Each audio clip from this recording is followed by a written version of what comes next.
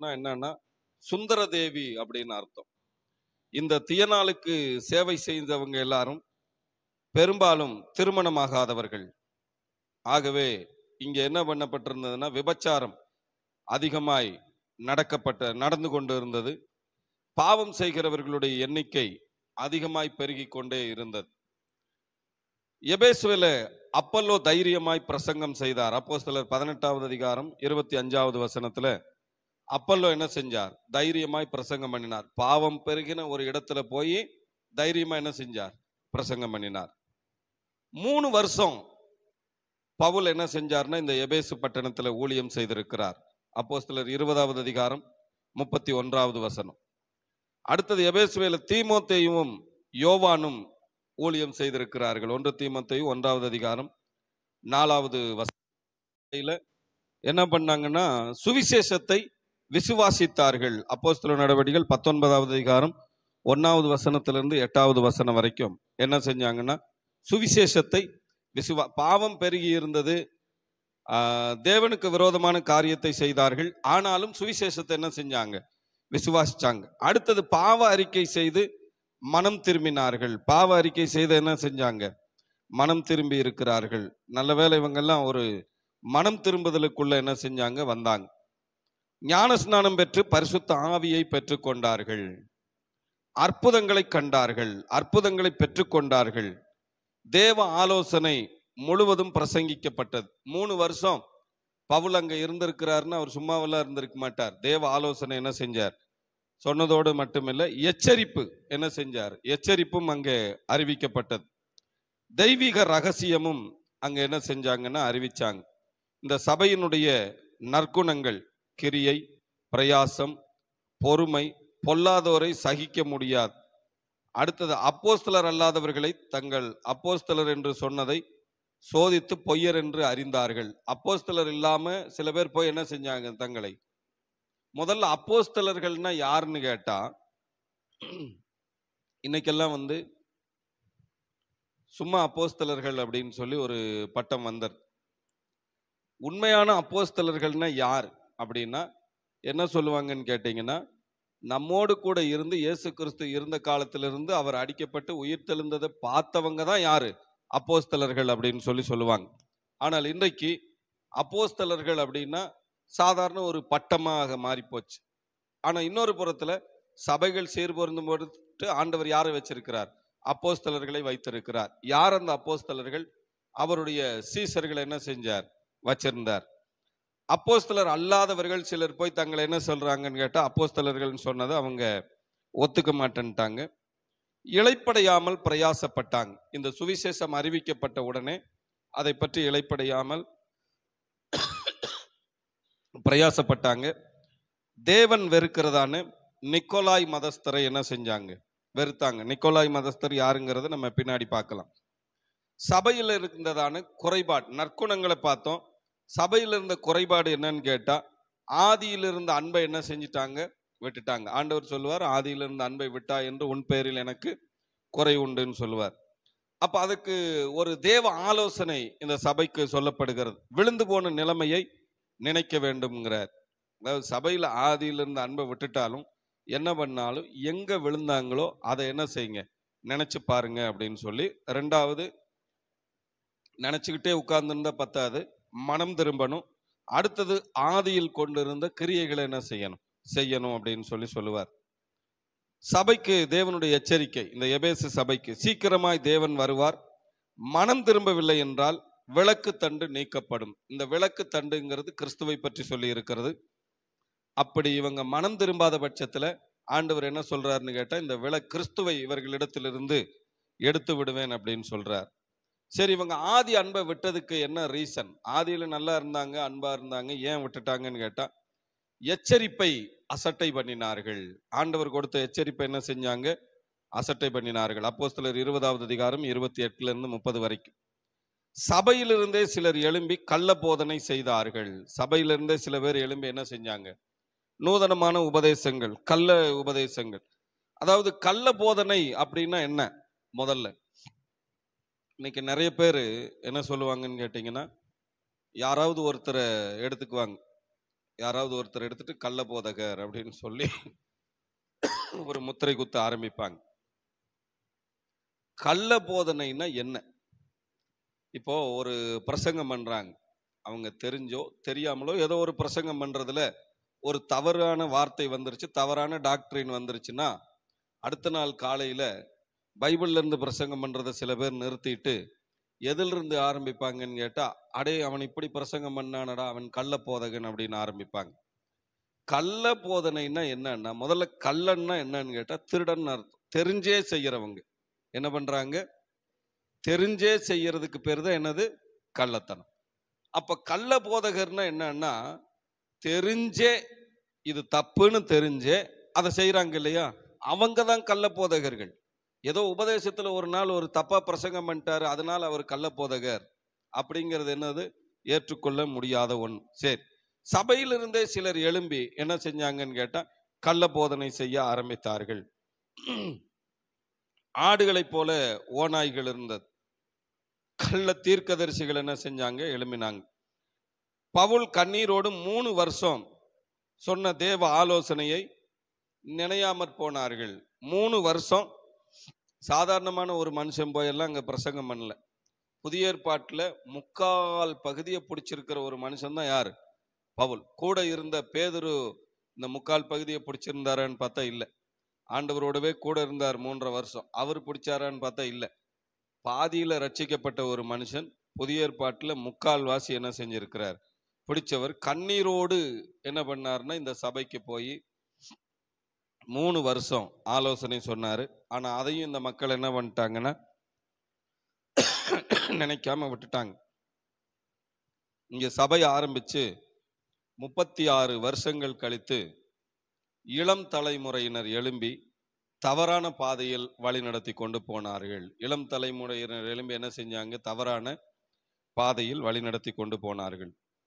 முன்னோர்கள் மரணத்திற்கு பின்னால கிட்டத்தட்ட 4 லட்சம் மக்கள் எபேசு பட்டணத்துல என்ன செஞ்சாங்க? வாழ்ந்துகிட்டு இருந்தாங்க. துருக்கியரும் மங்கோலியரும் இந்த பட்டணத்தை அழித்து போட்டார்கள். துருக்கியரும் மங்கோலியரும் இந்த எபேசு பட்டணத்தை என்ன செஞ்சாங்க? அழித்து போட்டார்கள். காரணம் என்னன்னா, கர்த்தருடைய வார்த்தையை அசட்டை பண்ணினார்கள், கர்த்தருக்கு விரோதமாக செயல்பட்டு கொண்டிருந்தார்கள், பாவம் பெருகி இருந்தது, எச்சரிப்பை அசட்டை பண்ணினார்கள். கடைசியில் இவர்களுக்கு அழிவுதான் மிஞ்சினது, அழிவுதான் வந்தது. 2வது சபை சிமர்னா. சிமர்னா அப்படின்னா என்னன்னா வெள்ளைப்போளம்னு அர்த்தம். சிமர்னான்னா என்னது? வெள்ளைப்போளம். இது எபேசு பட்டணத்திலிருந்து வடக்கு திசையில 40-50 மைல் தொலைவு, கிட்டத்தட்ட ஒரு 60-70 கிலோமீட்டர் தொலைவில் இருந்தது. கிறிஸ்துவுக்கு முன்னால 1000 வருஷத்துக்கு 1000 வருஷத்துக்கு முன்னால் இந்த பட்டணம் கட்டப்பட்டது. 100 வருஷம் நல்ல வளர்ச்சி அடைஞ்சு கிறிஸ்துவுக்கு முன்னால் 600வது வருஷத்துல லீதியர்களால் என்ன செஞ்சதுன்னா இது முற்றிலும் என்ன பண்ணப்பட்டதுன்னா அழிக்கப்பட்டு போனது.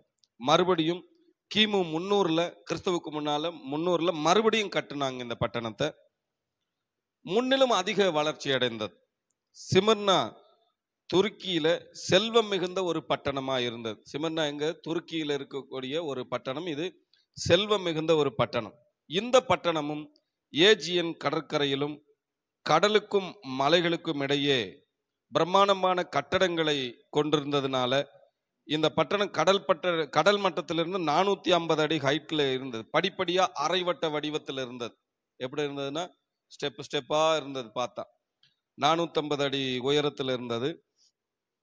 எபேசு பட்டணத்தை போலவே இங்கும் என்ன செஞ்சதுன்னா விக்கிரக ஆராதனை பெருகி இருந்தது. கிறிஸ்தவ இரத்த சாட்சிகளை இதன் வழியாக ரோமாபுரிக்கு கொண்டு சென்றதால் இது இரத்த சாட்சிகளின் வாசல் என்று அழைக்கப்பட்டது.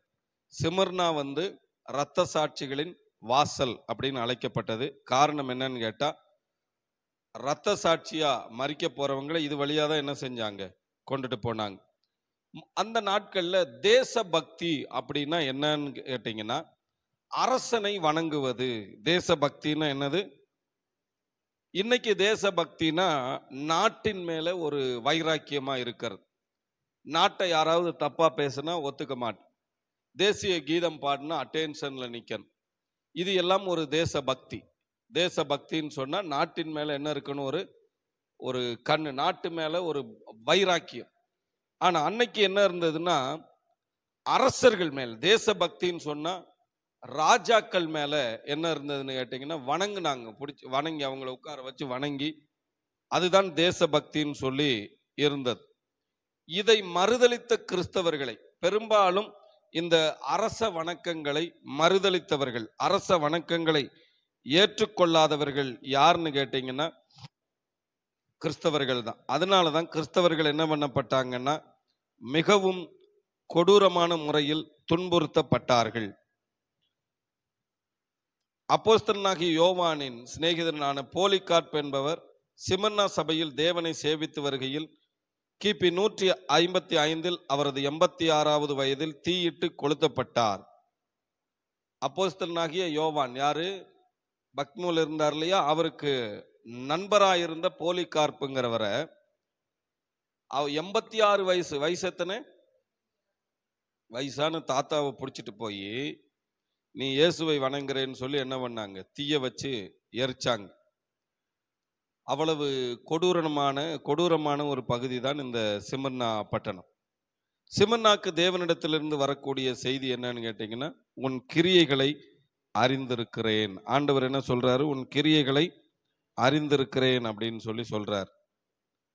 நீ ஐஸ்வர்யவான் ஆனாலும் உனக்கு இருக்கும் தரித்திரத்தை அறிந்திருக்கிறேன்.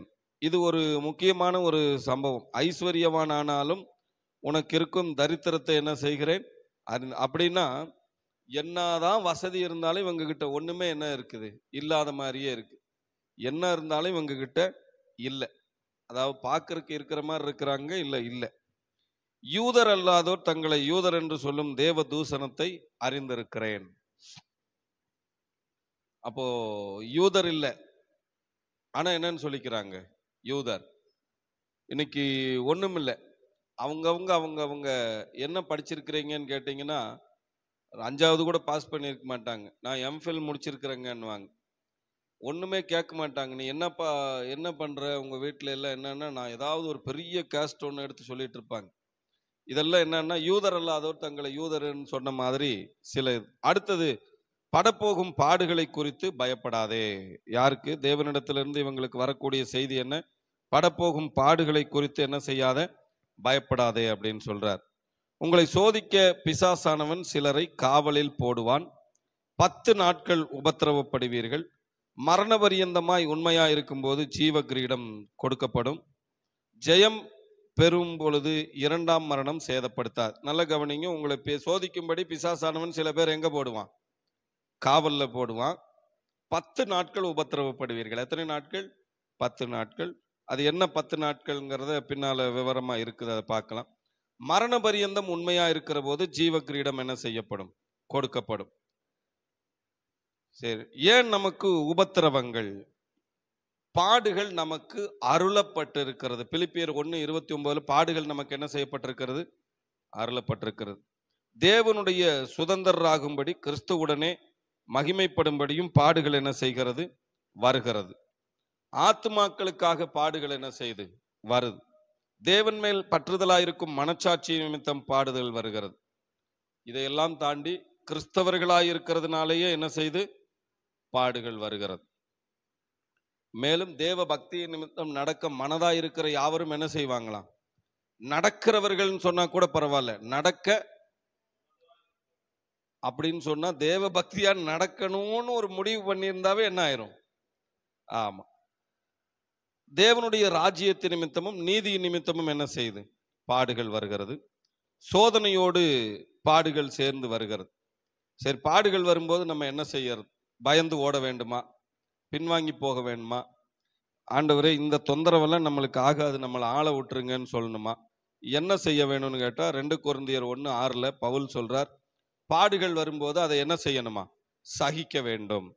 அடுத்தது, பாடுகள் வரும்போது பாடுகளை அனுபவிக்க வேண்டும். அடுத்தது, பாடுகள்ல சந்தோஷமா இருக்க வேண்டுமா? நடக்கிற காரியத்தை சொல்லி இருக்கிறார. பாடுகள் வரும்போது என்ன செய்யணும்? சந்தோஷமா இருக்கணும். பாடுபடுகிறவங்களுக்கு என்ன நடக்குதுன்னு கேட்டா ஆறுதல் உண்டாகுமா? பாடுபடுறவங்களுக்கு என்ன வரும்? ஆறுதல் உண்டாகும். பாடுபடுகிறவர்களுக்கு மகிமை உண்டாகும். பாடுபடுகிறவர்கள் இயேசுவோடு ஆளுகையும் செய்யலாம். பாடுபடுகிறவர்கள் என்ன செய்யலாம்? இயேசுவோடு. இது நல்லா இருக்குது.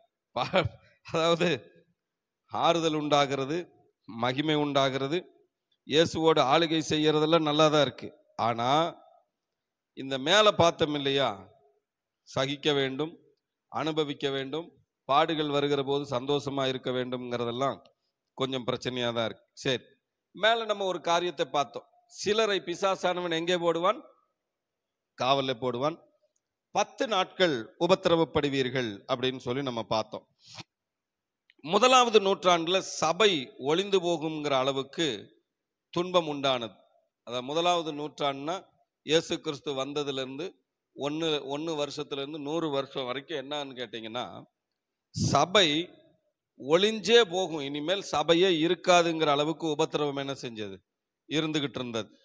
சபையின் தலைவர் இயேசு என்ன செஞ்சார்? சபையை காப்பாற்றினார். அடுத்தது, இதுவரை சபையை ஒழிப்பதற்கு எத்தனையோ பேர் பிளான் பண்ணாங்க, எத்தனையோ பேர் முயற்சி பண்ணாங்க, எத்தனையோ பேர் சபையை மூட வேண்டும், சபையை இடிக்க வேண்டும், சபையே இல்லாமல் செய்ய வேண்டும் என்று சொல்லி எழும்பினாங்க. ஆனாலும் சபைகள் இன்று வரையிலும் என்ன செய்யப்பட்டு கொண்டுதான் இருக்கிறது? ஒவ்வொரு இடத்திலும் கட்டப்பட்டு கொண்டே இருக்கிறது. சரி, 10 நாட்கள் உபத்திரவப்படுவீர்கள்னு பார்த்தோம் இல்லையா? அந்த 10 நாட்கள் என்னன்னு பார்க்க போறோம். 10 நாட்கள் உபத்திரவப்படுவீர்கள் அப்படின்னு சொன்னது ரோம அரசர்கள் 10 பேரால், ரோம அரசர்கள் 10 பேர்னால என்ன உண்டாச்சுன்னு கேட்டீங்கன்னா, சபைகளுக்கு 10 துன்பம் உண்டானது. சபைகளுக்கு என்ன உண்டானதுன்னு கேட்டா துன்பம் உண்டானது. 10 ரோம அரசர்கள்னால துன்பம் உண்டானது. அந்த 10 அரசர்களைத்தான் 10 நாட்கள் துன்பப்படுவீர்கள் அப்படின்னு சொல்லி சொல்லப்பட்டிருக்கிறது. 1 கலிகுலா ராயன். அடுத்தது நமக்கு எல்லாருக்கும் தெரிஞ்ச ரோம அரசன் யாருன்னு கேட்டா நீரோ. அதுக்கப்புறம் டொமிஷியன், அதுக்கப்புறம் ட்ரேகன், மார்க்கஸ் அர்லியஸ், செவரல் மேக்ஸ்மின், டொமிசியஸ், ஆர்லியன், டயோக்ளிசன், வெஸ்பேசியன், இப்படி 10 ராஜாக்களும் சபையை துன்பப்படுத்தினார்கள். இதத்தான் 10 நாட்கள் என்ன செய்வீங்க? துன்பப்படுவீர்கள் அப்படின்னு சொல்லி எழுதியிருக்கு. உபத்திரவ காலத்துல கர்த்தர் சபைக்கு ஒரு என்னத்தை கொடுக்கிறாருன்னு கேட்டா கட்டளை கொடுத்தார். என்ன கொடுத்தாருன்னு கேட்டா மரண பரியந்தம் உண்மையா இருக்க வேண்டும் அப்படின்னு சொன்னார். உபத்திரவ காலத்துல என்ன சொல்றாரு? மரண பரியந்தம் உண்மையா இருக்க வேண்டும். இது கொஞ்சம் ரிஸ்கான விஷயம், கஷ்டமான விஷயம். சாதாரணமான நேரத்துல பரவாயில்ல, மரண பரியந்தம் உண்மையா இருன்னு எப்ப சொல்றாருன்னு கேட்டீங்கன்னா, உபத்திரவ நாட்கள்ல ஆண்டவர் என்ன செய்யறாருன்னு கேட்டா சொல்லுகிறார். எவற்றில உண்மையா இருக்க வேண்டும்? தேவனுடைய வீட்டில் உண்மையா இருக்கணும், பரிசுத்தவான்கள் இடத்துல உண்மையா இருக்கணும், உக்ரானக்காரன் உண்மையா இருக்க வேண்டும், கணவன் மனைவி இருவரிடையே உண்மையா இருக்க வேண்டும், ஆவியில் உண்மையா இருக்க வேண்டும், ஊழியத்தில் உண்மையா இருக்க வேண்டும், கர்த்தருக்குள் உண்மையா இருக்க வேண்டும், உபதேசத்திலும் பண விஷயத்திலும் உண்மையா இருக்க வேண்டும், வேலையில உண்மையா இருக்கணும், நியாயம் விசாரிப்பதில் உண்மையா இருக்கணும், தேவ வார்த்தையை சொல்றதுல உண்மையா இருக்கணும்.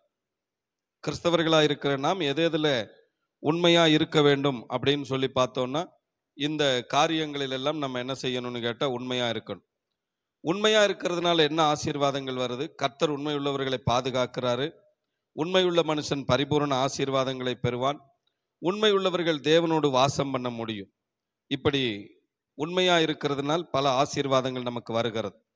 சிபர்னா சபைக்கு தேவனுடைய வாக்கு தத்தம் என்னன்னு கேட்டா, ஜெயம் கொள்ளுகிறவன் 2ஆம் மரணத்தால் சேதப்படுவது இல்லை என்பதாகும். ஜெயம் கொள்ளுகிறவன் 2ஆம் மரணத்தினால் என்ன பண்ணப்படுகிறது? இல்லை, சேதப்படுவது இல்லை.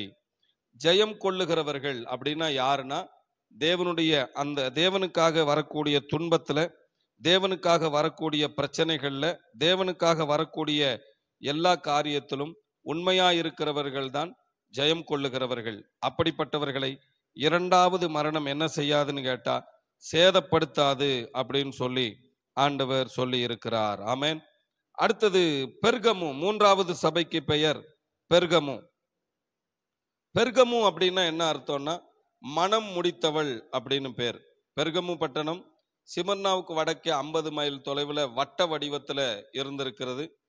இது எபேசு சிமர்னாவை போலவே துறைமுக பட்டணமாக இல்லாவிட்டாலும் பிரபலமான மற்றும் அழகான நகரமாயிருந்தது. இங்கே ராஜாக்கள் தங்கி இருக்கக்கூடிய நகரமாய் இருந்தது. ஆகவே இது ராஜரீக நகரம். சிமர்னா என்ன அழைக்கப்பட்டது? பெர்கமு என்ன அழைக்கப்பட்டது?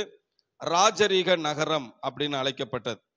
ஆதி காலத்துல இந்த பெர்கமு ஆசியாவினுடைய தலைநகராக இருந்திருக்கிறது.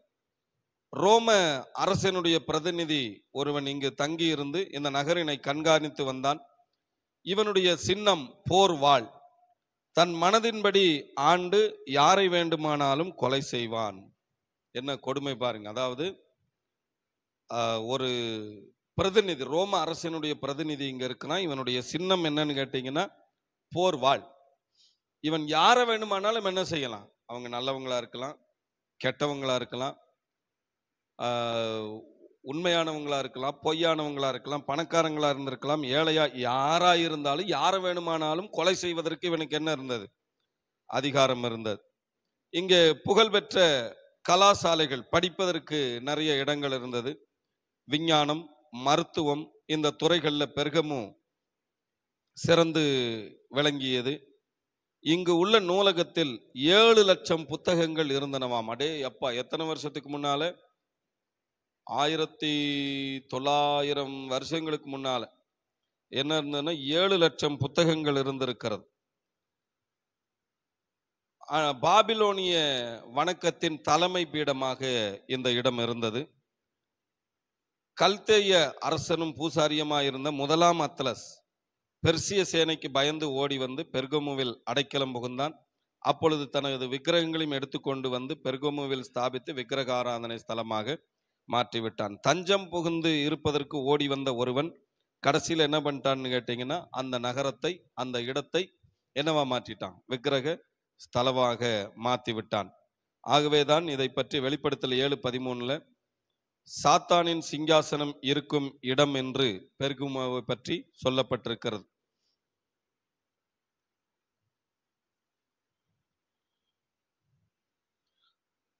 மூன்றாம் அத்தாஸ்மார்க்கும் முன் தன் அதிகாரங்கள் அனைத்தையும் ரோமுக்கு கொண்டு விட்டு மரித்தான். இதனால் கிமு 133 ரோமராயன் சாத்தானின் சிங்காசனத்தை ரோமாபுரிக்கு மாற்றிவிட்டான். எனவே ரோம அரசர்கள் விக்கிரக ஆராதனை தலைவர்களாகவும் விளங்கினர். பெர்கமுவில் எஸ்கோர்பியஸ் சர்ப்ப தேவதையை ஆரோக்கியம் அளிக்கும் தெய்வம் என சிறப்புடன் வழிபட்டனர். சர்ப்ப தேவதை, அதை என்ன சொல்றாங்கன்னு கேட்டீங்கன்னா, இதுதான் எங்களுக்கு ஹீலிங் காட், இங்கதான் எங்களுக்கு சுகம் இருக்கிறது அப்படின்னு சொல்லி அதை என்ன செய்ய ஆரம்பிச்சாங்கன்னா வழிபட ஆரம்பிச்சாங்க. உலகத்துல பல இடங்கள்ல இருந்து மக்கள் இங்க வழிபட்டாங்க. இந்த ஆராதனை மிகவும் அருவருப்பானது. யூபித்தர் மற்றும் அத்தனை தேவிக்கும் இங்கு ஆலயம் இருந்தது. அரச வணக்கமும் இருந்தது. எல்லா பட்டணங்கள்லயுமே என்ன வச்சிருந்தாங்க? அரச வணக்கம் வச்சிருந்தாங்க, விக்கிரக ஆராதனை வச்சிருந்தாங்க. சபையின் குறைபாடுகள் 2. விக்கிரகங்களுக்கு படைக்கப்பட்டவைகளை புசிப்பதற்கும் வேசித்தனம் பண்ணுவதற்கும் ஏதுவானதை இடரலை இஸ்ரவேல் புத்திரர் நடுவே போடும்படி பாலாக் என்பவனுக்கு போதனை செய்த பிலேயாமின் உபதேசத்தை கை கொள்ளுகிறவர்கள் உன்னிடம் உண்டு. எங்க? பெர்கமுவில் பாலாக்குவின் போதனைகளை கை கொள்ளுகிறவர்கள் என்ன செஞ்சாங்கன்னா இருந்தாங்க. நிக்கோலாய் மதஸ்தரின் போதகத்தை என்ன செஞ்சாங்கன்னு கேட்டா கை கொண்டாங்க. ஏற்கனவே நிக்கோலாய்ன்னு சொல்லி ஒரு வார்த்தையை பார்த்தோம். நிக்கோலாய் அப்படின்னா என்னன்னு கேட்டீங்கன்னா, நிக்கோ அப்படின்னா என்னன்னா கீழாக்கி ஆளுகை செய்வது. ஒருத்தரை பிடிச்சு அடிமையாக்கி கீழ்ப்படுத்தி அவங்கள ஆளுகை செய்வது. லாவோஸ் என்பதும் இதே பொருள்தான். நிக்கோலாவோஸ் இதன் சுருக்கம்தான் நிக்கோலாஸ். அதாவது நிக்கோ பிளஸ் லாவோஸ்.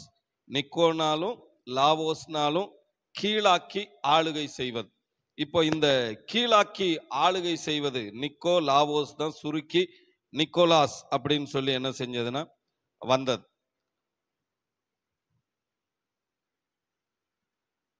இதன்படி சபையில் ஆளுகை முறையெல்லாம் ஏற்படுத்தப்பட்டு தந்தை, பங்கு தந்தை, பிஷப்பு போல அரசியல் முறைக்கு எப்படி இருந்ததோ அதை போலவே என்ன செஞ்சது இருந்தது. மிக உயர்ந்த இடத்துல யார் இருந்தான்னா ராஜா, அதுக்கடுத்தது யாருன்னா பிஷப், அதுக்கடுத்தது தந்தை, பங்கு தந்தை, இப்படி உள்ளவங்கெல்லாம் விலையேற பெற்ற வஸ்திரம் தரித்து பொற்கிரீடத்தை எல்லாம் கையில பிடிச்சிட்டு என்ன செஞ்சாங்கன்னா சபையின் மக்களை அடக்கி ஆளுகை செய்தார்கள். சபையின் மக்கள் அவங்க கர்த்தரை என்ன செய்ய முடியலன்னா விடுதலையோடு ஆராதிக்க முடியல. அவங்களை என்ன செஞ்சாங்கன்னா அடக்கி ஆளுகை செய்து கொண்டிருந்தாங்க. பிரம்மாண்டமான கோயில்களை எல்லாம் கட்டி செலவு செஞ்சு பொறுப்புகளை யாருக்கிட்ட கொடுத்தாங்கன்னா பிஷப்க கையில கொடுத்தாங்க. பெர்கமுடைய காலம் கிறிஸ்துவுக்கு பின்னால 312 இருந்து 606 வருஷம் வரைக்கும் என்ன செஞ்சதுன்னா இந்த பெர்கமுடைய காலம் இருந்தது. போனிபாஸ் என்பவன் உலகளாவிய பிஷப் ஆகும் வரை மேற்கூறிய காரியங்கள் தொடர்ந்து என்ன செஞ்சது நடந்தது. இன்னைக்கு மட்டும் இல்லை, பிஷப்புங்கிறதெல்லாம் எப்ப இருந்திருக்குது? இயேசு கிறிஸ்துவின் காலத்திலே என்ன பண்ணி இருக்குது? இயேசு கிறிஸ்து வாழ்ந்து அவர் போனதுக்கு பின்னாலேயே பிஷப்புகள், பங்கு தந்தைகள், இப்படி ஏகப்பட்டது இருந்திருக்கு. இன்னும் 3 ஆர்டினேஷன் மட்டும்தான் கிறிஸ்தவத்துல பெண்டிங்ல இருக்குது. பிதா, குமாரன், பரிசுத்த ஆவியானவர். இது 3ஐயும் கொடுத்து முடிச்சுட்டாங்கன்னா முடிஞ்சது. இவர் யாருங்க? இவர் தாங்க பிதா. இவர் யாரு? இவர் தாங்க குமாரன். இவர் யாரு? இவர் தான் பரிசுத்த ஆவியானவர். அப்படிங்கிற ஆர்டினேஷன் மட்டும்தான் இப்ப என்னவா இருக்குது? ஆமா, பெண்டிங்ல இருக்கு. ஆர்டினேஷன் எல்லாம் தப்பு சொல்லல. ஆனா என்ன ஆயிடுச்சுன்னு கேட்டா இன்னைக்கு அந்த லெவல்ல மாறி போச்சு. அடுத்தது சபைக்கு தேவனுடைய எச்சரிப்பு, மனம் திரும்பாவிட்டால் சீக்கிரம் வாயின் பட்டயத்தால் யுத்தம் பண்ணுவேன் அப்படிங்கிறார். மனம் திரும்பலைன்னா ஆண்டவருடைய வார்த்தை என்ன செய்யும்? அவர்களை நியாயம் தீர்க்கும். சபைக்கு தேவனுடைய வாக்குத்தத்தம் என்னன்னா, ஜெயம் கொள்ளுபவனுக்கு மறைவான மன்னாவையும் வெண்மையான குறிக்கல்லையும் அதன் மேல் எழுதப்பட்டதும் அதை பெறுகிறவனே அன்றி வேறொருவனும் அறியக்கூடாத நாமத்தையும் என்ன செய்வேன்? கொடுப்பேன் அப்படின்னு சொல்லி சொன்னார். இதுதான் பெர்கமு. 3வது சபை தியத்தீரா. சபைக்கு அக்கினி ஜுவாலை போன்ற கண்களும் பிரகாசமான வெண்கல பாதம் போன்ற தேவகுமாரன் சொல்லுகிறதாவது, உன் கிரியைகளையும் உன் அன்பையும் உன் ஊழியத்தையும் உன் விசுவாசத்தையும் நீ முன்பு செய்த கிரியைகளையும் அறிந்திருக்கிறேன்கிறார். அடுத்து சபையின் குறைபாடு என்னன்னு கேட்டா, தன்னை தீர்க்கதரிசி என்று சொல்லிக்கொள்ளும் எசபேல் என்னும் ஸ்திரீயானவள் என்னுடைய ஊழியக்காரர் வேசித்தனம் பண்ணவும் விக்கிரகங்களுக்கு படைக்கப்பட்டவைகளை புசிக்கவும் அவர்களுக்கு போதித்து அவர்களை வஞ்சிக்க நீ அவளுக்கு இடம் கொடுத்தாய். சபையில ஆட்டோமேட்டிக்கா பாவம் எல்லாம் வரல, அப்படியே பாவம் உள்ள வரல, இடம் கொடுத்தார்கள். இவங்க என்ன செஞ்சாங்க? இடம் கொடுத்தார்கள். தேவன் என்ன செஞ்சார்னு கேட்டா, இவங்க மனம் திரும்பும்படிக்கு அவங்களுக்கு ஒரு வாய்ப்பை கொடுத்தார். மனம் திரும்பலைன்னா ஆண்டவர் என்ன செய்யறாருன்னு கேட்டா, கட்டில் கிடையாக்குவேன் அப்படிங்கிறார். எந்திரிக்கவே முடியாதபடிக்கு படுத்த படுக்கையாக்கி போடுவேன்னு சொல்றார். அடுத்தது தியத்தீரா அப்படின்னா என்ன அர்த்தம்னா, ஓயாமல் பலி, தினமும் என்ன செய்யறாங்க? பலி செலுத்திக்கிட்டே இருக்கிறதுக்கு பேர் தான் தியத்தீரா. 4வது சபை சர்தை. இது ஒரு பூர்வீக நகரம். இங்கு 5 விதமான சாலைகள் ஒன்னா சந்திச்சது, 5 ரோடு ஒன்னா சந்திச்சது. இங்க வியாபாரம் நல்ல செழித்து ஓங்கியது. கம்பளி நெய்யறது, கம்பளிக்கு சாயம் காய்ச்சறது, இது எல்லாம் முக்கிய தொழிலா இருந்தது. இந்த நகர்ல இங்க பார்த்தீங்கன்னு சொன்னா, குரியோஸ் அப்படிங்கிற ஒரு மன்னன் இந்த நகரத்தை ஆண்டு வந்தான். உலகத்திலேயே மிகப்பெரிய பணக்காரனாய் இவன் இருந்தான். சுற்றிலும் இந்த நகரத்தை சுற்றிலும் என்ன இருந்ததுன்னா, பள்ளத்தாக்குகள் இருந்தன. இங்கு பொன் அதிகமாய் இருந்தது, தங்கம் என்ன செஞ்சது? அதிகமாய் வந்தது. இதன் நாணயங்கள் பொன்னும் வெள்ளியுமாகவே இருந்தது. என்ன இங்க உள்ள நாணயங்கள், எந்த நகரம் சர்தையினுடைய நாணயங்கள் என்னவா இருந்தது? பொன்னும் வெள்ளியும். அடே எப்பா, ரொம்ப காஸ்ட்லியான நாணயமா இருந்திருக்கும். ஈயத்திலையும் சில்வர்லையும் வைக்கிற நாணயமே இன்னைக்கு பெருசா இருக்கிற போது, இங்க பாத்தீங்கன்னு சொன்னா தங்கத்திலையும் வெள்ளியிலையும் இருந்திருக்கு. வெள்ளியில கூட நாணயம் விட்டுறலாம், தங்கத்துல விடுறதுன்னா எப்படி இருக்கும்? 5 ரூபா காயின் அளவுக்கு தங்கத்துல விட்டா எப்படி இருக்கும்? எத்தனை பவுன்ல விடணும்? அந்த அளவிற்கு இங்க என்ன இருக்குதுன்னா, அதிகமான பண வசதி இருந்திருக்குது. அடுத்தது இங்கு ரொம்ப பாவம் என்ன செஞ்சதுன்னா பெருகி இருந்தது. இந்த பாவம் பெருகி இருந்ததுனால பூமி அதிர்ச்சிகளும் கொள்ளை நோய்களும் இந்த பட்டணத்துல அழித்து போட்டது. சபைக்கு தேவன் சொல்றது, உன் கிரியைகளை அறிந்திருக்கிறேன், நீ உயிருள்ளவன் என பெயர் பெற்றிருந்தும் செத்தவனாய் இருக்கிறாய். உயிருள்ளவன் என்று பெயர் பெற்றிருந்தும் என்னவா இருக்கிறாய்? அப்படின்னா இவங்க பேரளவுக்கு தான் என்னவா இருக்கிறாங்க? சபையில உயிருள்ளவங்களை போல இருக்கிறாங்க, ஆனா செத்தவங்களா இருக்கிறாங்க. செத்து போவதற்கு காரணம் என்ன? இந்த சபை செத்ததா இருக்குது அப்படின்னா தேவனுடைய கற்பனையை மீறுவது. முதல்ல என்னத்தை மீறுவது? தேவனுடைய கற்பனையை மீறுவது. ஆதியாகமம் 2:17 தேவன் ஒரு கற்பனையை கொடுக்கிறாரு, அதை மீறுறது என்னவா இருக்குது?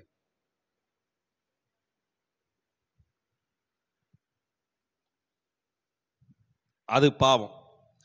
அடுத்தவரின் மனைவி பாவம் செய்ய அழைத்தது நிமித்தம் செத்து போகிறது. நீ தொட்டேன்னா செத்தேன்னு சொல்றார் ஆண்டவர். மோசே ஆரோனுக்கு விரோதமாக முறுமுறுத்ததினால் வாதை வந்தது. பாவம் அங்கே என்ன செஞ்சதுன்னா செத்து போவாங்க. மோசே ஆரோனுக்கு விரோதமாய் பேசியதுனால கொள்ளிவாய் சர்ப்பம் கடித்து என்ன பண்ணாங்க? செத்து போனாங்க. விக்கிரக ஆராதனை, வேசித்தனம், இதனால் என்ன செஞ்சாங்க? செத்து போனாங்க. அவிசுவாசத்தினால செத்து போனாங்க. கர்த்தருடைய வார்த்தையை கை கொள்ளாததுனால செத்து போனாங்க. கர்த்தருக்கு துரோகம் செய்து கர்த்தரை தேடாதது, அஞ்சனம் பார்க்க போனது. அஞ்சனம் பார்க்க போனால சவுல் என்ன செஞ்ச? அப்படி செத்து போனார். பொய் தீர்க்க தரிசனம் சொல்லி ஜனங்களை நம்ப பண்றதுனால செத்து போனாங்க. இப்படி செத்து போவதற்கு பலவிதமான காரணங்கள் இருக்கிறது. ஆண்டவர் இந்த சபைக்கு என்ன சொல்றாருன்னு கேட்டா, நீ விழித்து கொண்டு சாகிறதற்கு ஏதுவானவைகளை ஸ்திரப்படுத்து, உன் கிரியைகளை நிறைவுள்ளதாக தேவனுக்கு முன்பாக காணவில்லை. நீ விழித்து கொண்டு ஜீவனுக்கு ஏதுவானவைகளை ஸ்திரப்படுத்து அப்படின்னு சொன்னா பரவாயில்ல. சாகிறதற்கு ஏதுவானதை என்ன பண்ணு? ஸ்ட்ரென்தன் பண்ணி ரெடி பண்ணி வச்சுக்கோ. உன் கிரியைகளை தேவனுக்கு முன்பாக என்னவா காணவில்லை? நிறைவாக காணவில்லைங்கிறார். எதிலிருந்து விழிக்கிறது? நித்திரையிலிருந்து விழித்துக் கொள்ள வேண்டும். திராட்சரசத்தின் வெறியிலிருந்து விழித்துக் கொள்ள வேண்டும். விழித்து மரித்தோரை விட்டு எழும்ப வேண்டும். அப்பொழுது கிறிஸ்து நம்மில் பிரகாசிப்பார். சபைக்கு எச்சரிக்கை, நீ கேட்டுக்கொண்டதிலிருந்து மனம் திரும்பு.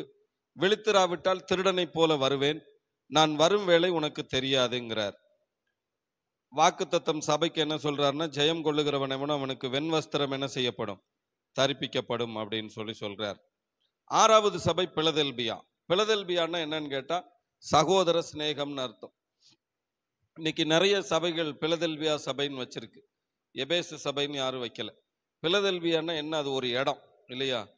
தியத்தீரா சபைன்னு யாராவது பேர் வைக்கிறோமா? இல்ல. லவோதிக்கேயா சபை, பெர்கமு சபை அப்படின்னு யாரும் பேர் வைக்கிறோமா? இல்ல. ஆனா பிலதெல்பியா அப்படிங்கிற பேரு என்னவோ எல்லாருக்கும் பிடிச்சிருச்சு, வச்சுட்டாங்க, அவ்வளவு. ஏன் அந்த பேர் வைக்கிறாங்க தெரியாது. சகோதர சிநேகம்னு அர்த்தம், அவ்வளவுதான்.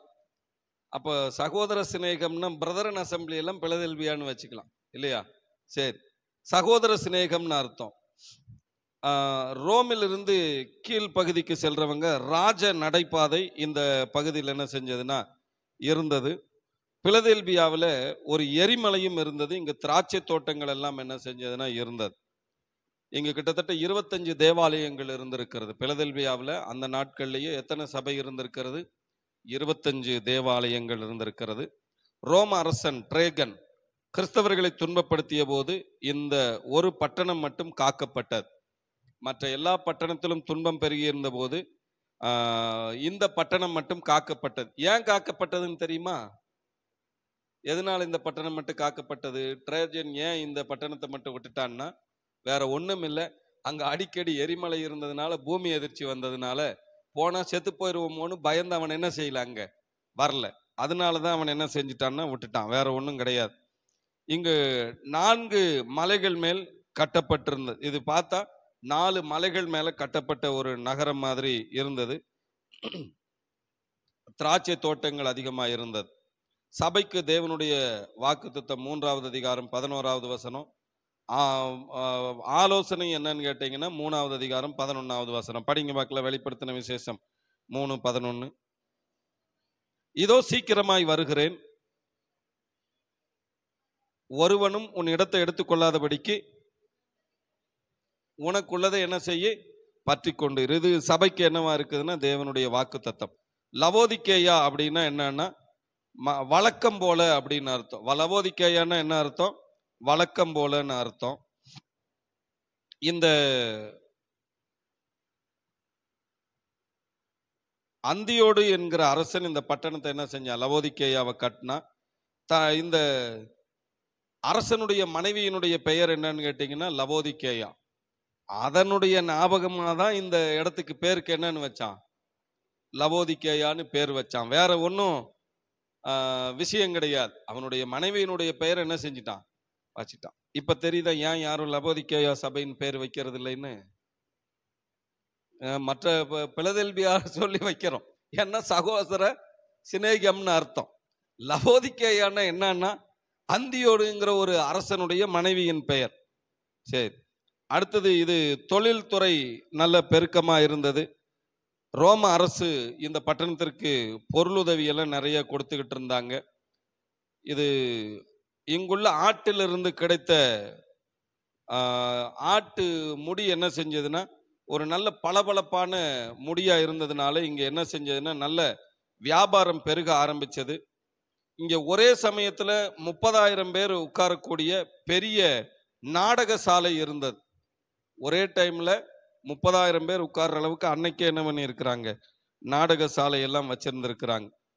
கலிக்கம் என்னும் விலை உயர்ந்த மருந்து இங்கேதான் முதலில் கண்டுபிடிக்கப்பட்டது. கலிக்கம்னா கண்ணுக்கு கலிக்கம் போடணும்னு சொல்லுவாங்க இல்லையா? அந்த கலிக்கம்ங்கிறது குதிரைக்கு என்ன பண்ணுவாங்கன்னா கண்ணு இப்படி ஒரு சைடு, அதையும் கலிக்கம் தான் சொல்லுவாங்க. கண்ணு மறைச்சு வச்சிருப்பாங்க நேரா போகணுங்கிறதுக்காக. சரி, அடுத்தது லவோதிக்கேயாவை குறித்து ஒரு நல்ல செய்தியும் சொல்லப்படவில்லை. இந்த சபையை பற்றி என்ன செய்யல? நல்ல செய்தி எதுவுமே இல்லை. சுவிசேஷத்திற்கு இடமளிக்க கூடாது என்று தீர்மானித்திருந்தது. இங்க என்ன பண்ணாங்க? லவோதிக்கேயாவில் கூடியிருந்த சபை சங்கம் வேதாகமத்தில் வெளிப்படுத்தின விசேஷத்திற்கு இடமளிக்க கூடாது என்று தீர்மானித்திருந்தது. வெளிப்படுத்தின விசேஷத்தை என்ன செய்யக்கூடாது? பைபிள்ல சேர்க்கக்கூடாதுன்னு இவங்க என்ன பண்ணாங்கன்னா ரொம்ப டார்ச்சர் பண்ணிட்டு இருந்தாங்க. பூமி அதிர்ச்சியினால கடைசியில் இந்த பட்டணங்களில் பெரும்பாலும் இடிக்கப்பட்டு போனது. சபைக்கு தேவனுடைய செய்தியும் சபையினுடைய நிலைமையும் என்னன்னு கேட்டீங்கன்னா, உன் கிரியைகளை அறிந்திருக்கிறேன் அப்படின்னு ஆண்டவர் சொல்றார். ரெண்டாவது என்ன சொல்றாரு? ஒன்னு குளிராயிரு, இல்ல அனலாயிரு. வெதுவெதுப்பா இருந்தேன்னா என்ன செஞ்சிருவேன்? வாந்தி பண்ணி போட்டுருவேன் அப்படின்னார். நீ நிர்பாக்கியம் உள்ளவன், பரிதபிக்கப்பட்டவன், தரித்திரன், குருடன், நிர்வாணி. தெரியுதா? இப்ப லவோதிக்கேயாவை பற்றி எந்த ஒரு நல்ல செய்தியுமே இல்லைங்கிறது இங்க இருந்து நமக்கு தெரிஞ்சுக்க முடியுது. ஆண்டவர் என்ன சொல்றாரு? நிர்பாக்கியம் உள்ளவன் அப்படிங்கிறார். அப்படின்னா ஒரு பாக்கியமே இல்லை, பிளஸ் நீ ஆசீர்வாதமானவனே கிடையாது. ரெண்டாவது பரிதபிக்கப்பட்டவன் அப்படிங்கிறார். மூணாவது தரித்திரன் அப்படிங்கிறார். குருடன் அப்படிங்கிறார். கண்ணு இருந்து இவங்க என்னவா இருக்கிறாங்க? குருடா இருக்கிறாங்க. ஏன் வெதுவெதுப்பான நிலைமை இவங்க வாழ்க்கையில அப்படின்னு பார்த்தா, அனலும் இல்லாமல் குளிரும் இல்லாமல் வெதுவெதுப்பா இருந்தால் வாந்தி பண்ணி போடுவேன்னார். சுடுதண்ணியில பச்சை தண்ணியை கொண்டு போய் கலக்கும் போது ஒரு வெதுவெதுப்பு வர்ற மாதிரி சூடா இருந்த இவங்களுடைய ஆவிக்குரிய வாழ்க்கை இந்த லவோதிக்கேயா பட்டணத்துல இருந்து வந்ததான பாவம் உள்ள வந்த உடனே பாவத்தையும் இவர்கள் ஏற்றுக்கொண்டு தாங்கள் என்ன ஆயிட்டாங்கன்னு கேட்டா ஒண்ணும் இல்லாம என்ன பண்ணிட்டாங்க? போயிட்டாங்க. அசட்டை செய்தல், ஆண்டவர் சொல்லுகிற எச்சரிக்கைகளை அசட்டை செய்யும் போது வெதுவெதுப்பு உண்டாகிறது. நிர்பாக்கியம்னா என்னன்னா, கர்த்தருடைய வேதத்தின்படி நடக்கிற உத்தமத்தார் பாக்கியவான்கள். யாரெல்லாம் அதை விலகி போறாங்களோ அவங்களுக்கு பேர் தான் என்னது? நிர்பாக்கியம் உள்ளவர்கள். பார்வையடையும்படி கலிக்கம் போடணும் அப்படின்னு சொல்லியிருக்கு. ஆவியானவருடையும் இது என்னத்தை சொல்லுதுன்னு கேட்டா, ஆவியானவருடைய அந்த எச்சரிப்பையும் தேவனுடைய வசனத்தையும் தான் நம்ம கண்களுக்கு என்னவா வச்சிருக்கணும்? பாதுகாப்பா வச்சிருக்கணும்னு சொல்லி இருக்கிறாரு. நான் நேசிக்கிறவர்களை கடிந்து கொண்டு ரட்சிக்கிறேன், ஆகையால் ஜாக்கிரதையாயிருந்து மனம் திரும்புங்கிறார். தேவனுடைய அறிவுரை வாசற்படியில் நின்று கதவை தட்டுகிறேன்ங்கிறாரு. தேவ சத்தத்தை கேட்கணும். யார் தேவ சத்தத்தை கேட்கிறாங்க? இயேசுவின் ஆடுகளாகிய மக்கள் தேவ சத்தத்தை கேட்கிறாங்க. சத்தியவானவனும் தேவனுடைய சத்தத்தை கேட்கிறான். ஞானம் உள்ளவர்கள் தேவ சத்தத்தை கேட்கிறார்கள். மனவாட்டி தேவனுடைய சத்தத்தை கேட்கிறார்கள். இரண்டாம் பாகத்தின் முடிவு, ஆவியானவர் சபைகளுக்கு சொல்லுகிறதை காதுள்ளவர்கள் கேட்க கடவர்கள். இதுதான் இந்த 7 சபை. 7 சபைக்கும் சொல்லப்படுகிற முக்கியமான வார்த்தை என்னன்னா, ஆவியானவர் சபைகளுக்கு சொல்லுகிறதை காதுள்ளவர்கள் கேட்க கடவர்கள். சரி, இப்ப 3வது பாகம், வெளிப்படுத்தின விசேஷத்துல 3வது பாகம். முதல்ல என்ன பார்த்தோம்? கண்டவைகள். 2வது இருக்கிறவைகள். 3வது இவைகளுக்கு பின்பு சம்பவிக்க போகிறவைகள். இப்ப 3வது அதிகாரம் வரைக்கும் 7 சபைகளை குறித்து பார்க்கிறோம். முதல் அதிகாரத்துல இயேசு கிறிஸ்துவை பற்றி பிரசன்ட் பண்றாரு. 2வது அதிகாரத்துல இருந்து 3வது அதிகாரம் வரைக்கும் 7 சபைகளை குறித்து பார்க்கிறோம். அந்த 2 அதிகாரத்திலையும் 4வது அதிகாரத்திலிருந்து இவைகளுக்கு பின்பு சம்பவிப்பவைகள். இன்னொன்னு நல்லா கவனிச்சு பார்த்தோன்னு சொன்னா, யோவான் கிட்ட கொடுக்கப்பட்ட அந்த தரிசனத்தை அவர் அவ்வளவு அழகா பிரசன்ட் பண்ணுவார். ஒரு வசனத்தை, ஒரு தரிசனத்தை ஆண்டவர் கொடுத்தா நம்ம பிரசன்ட் பண்றது மற்றவங்க விளங்கி கொள்ற மாதிரி இருக்கணும். இவர் எடுத்த உடனே தலையும் மயிரும் வெண்பஞ்சை போல் இருக்கிறதுன்னு சொல்லிட்டு, அதுக்கு அடுத்தது பாதம் உலைக்களத்தில் காய்ந்த பிரகாசமா இருக்குதுன்னு சொல்ல, அவர் அப்படியே அழகா ஒரு மனுஷனை எப்படி பிரசன்ட் பண்ண முடியுமோ அந்த அளவிற்கு அவர் என்ன செய்வார்னு கேட்டா அழகா பிரசன்ட் பண்ணுவார். அப்ப தேவனுடைய வார்த்தை நமக்கு கிடைத்தாலும் அதை பிரசன்ட் பண்ண வேண்டிய விதத்துல நம்ம என்ன செய்யணும்? பண்ணணும். இதனுடைய 3வது பகுதி, இதுக்கு மேலதான் வெளிப்படுத்தின விசேஷமா என்ன செய்யுது? ஆரம்பிக்குது. இது வரைக்கும் நம்ம பார்த்தது 7 சபைகளை பற்றி தான் பார்த்தோம், இருக்கிறவைகள். இனி இவைகளுக்கு பின்பு சம்பவிப்பவைகள் 4வது அதிகாரத்துல இருந்து இந்த 3வது அதிகாரம் வரைக்கும் டவுட் வராது. ஏன்னா இருந்ததெல்லாம் என்னன்னு கேட்டா, இடம், அங்கு இருந்த பாவம், அங்கு நடந்த சம்பவம், அவங்களுக்கு ஆண்டவர் சொன்ன வாக்கு தத்தம், அவங்களுக்கு ஆண்டவர் சொன்னதான காரியத்தை எல்லாம் பார்த்தோம். இந்த 3வது பகுதியை பார்க்கிற போது, இவைகளுக்கு பின்பு என்பது சபையின் காலத்திற்கு பின்பு என்றும், சபையானது 2ஆம் வருகையில் எடுத்துக்கொள்ளப்பட்டதற்கு பின்பு சம்பவிக்க வேண்டியவைகள் என்றும் சொல்லலாம். நல்ல கவனிங்க. இவைகளுக்கு பின்பு சம்பவிப்பவை அப்படின்னு சொன்னா என்னன்னா, சபையின் காலத்தில் சபை எடுத்துக்கொள்ளப்பட்டதற்கு பிற்பாடும் இயேசு கிறிஸ்துவின் 2ஆம் வருகைக்கு பிற்பாடும் நடக்கிற சம்பவங்களை பற்றி இவைகளுக்கு பின்பு சம்பவிப்பவை அப்படிங்கிற பகுதியில பார்க்க முடியும். அதுக்காக இப்ப இதுல இந்த காலத்துல நடக்கிற வசனங்களும் இருக்குதா அப்படின்னு கேட்டா இருக்குது. இந்த காலத்துல நடக்கிற சம்பவமும் இருக்குதான்னு கேட்டா அதுவும் இருக்குது.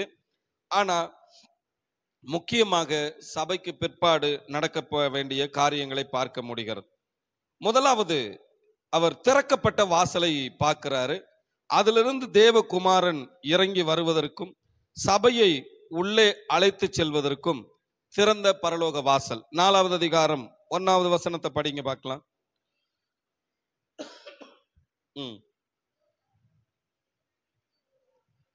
பரலோகத்தில் திறக்கப்பட்டிருக்கிற ஒரு வாசலை கண்டேன்,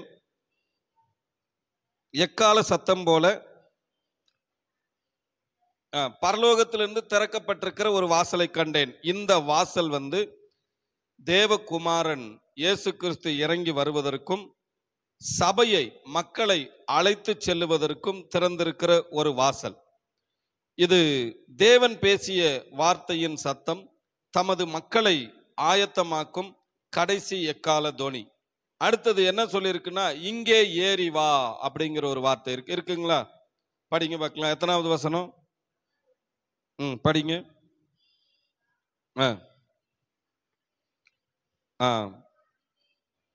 இந்த இங்கே ஏறிவான்னு இருக்குது இல்லையா, இந்த வார்த்தையானது பரலோக ரகசியங்களை யோவானுக்கு காட்டும்படி ஆண்டவர் என்ன சொல்றாருன்னு கேட்டா, இங்கே ஏறி வா அப்படின்னு சொல்றார். முதல்ல பரலோக ரகசியங்களை யோவானுக்கு காட்டும்படிக்கு ஆண்டவர் என்ன சொல்றாருன்னு கேட்டா, இங்கே ஏறி வா அப்படின்னு சொல்லி யோவானை என்ன செய்யறாருன்னா அழைக்கிறார். அதே சமயத்துல சபையாகிய மணவாட்டிக்கு கொடுக்கக்கூடிய அழைப்பு. நீங்க இந்த அதிகாரத்திற்கு பிற்பாடு பார்த்தீங்கன்னா சபையை பற்றி ரொம்ப அதிகாரங்கள் கழிச்சு அப்புறம் தான் பார்க்க முடியும். சபையை ஆண்டவர் இங்கே ஏறி வா அப்படின்னு சொல்லி சபையாகிய மணவாட்டிக்கு ஆண்டவர் கொடுக்கிறதான ஒரு அழைப்பை குறித்தும் பார்க்க முடியும். சிங்காசனம், இது தேவனின் சிங்காசனமே. இதில் வீற்றிருந்தவர் வச்சிரக்கல்லை போல் இருந்தார், வெண்மையாகவும் பிரகாசமான கல்லாகும்.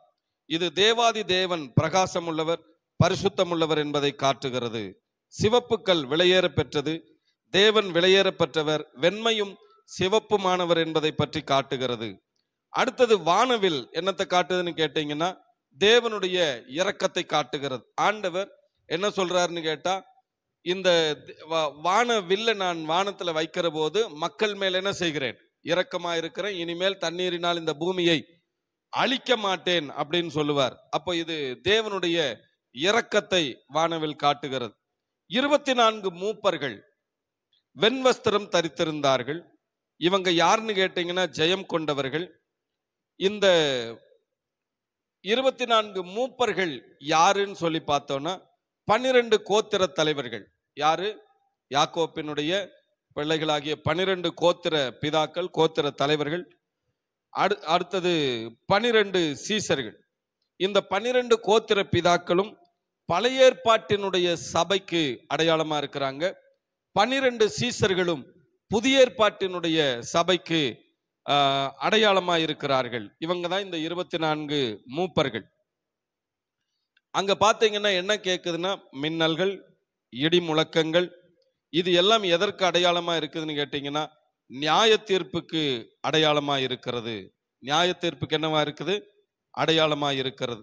4வது அதிகாரம் 6வது வசனத்துல பாத்தீங்கன்னா, வெண்கல கடல் தொட்டி ஒன்று அங்கே இருக்கிறதை பார்க்க முடியும். இந்த வெண்கல கடல் தொட்டி எதுக்குன்னு கேட்டீங்கன்னா, ஆசரிப்பு கூடாரத்துல வெண்கல கடல் தொட்டி ஒரு மனுஷன் உள்ளே போவதற்கு முன்பாக தன்னை கழுவி கொள்ளுவதற்கு, தான் கழுவி கொண்டவங்களாய் உள்ளே போவதற்கு வெண்கல கடல் தொட்டி வைக்கப்பட்டிருக்கும். இங்கு இந்த வெண்கல கடல் தொட்டி எப்படி இருக்குதுன்னு கேட்டீங்கன்னா, ஒரு கண்ணாடி மாதிரி பார்த்தா பளிங்கு போல இருக்குது.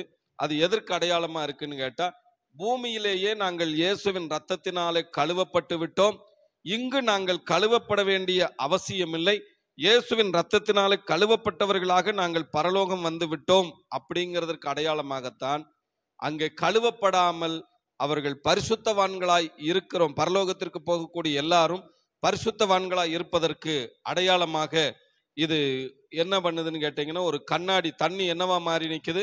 கண்ணாடி மாதிரி நிக்குது. 4 ஜீவன்களை பற்றி இந்த அதிகாரத்துல பார்க்க முடியுது. முதலாவது ஜீவன் சிங்கத்திற்கு ஒப்பா இருக்குது.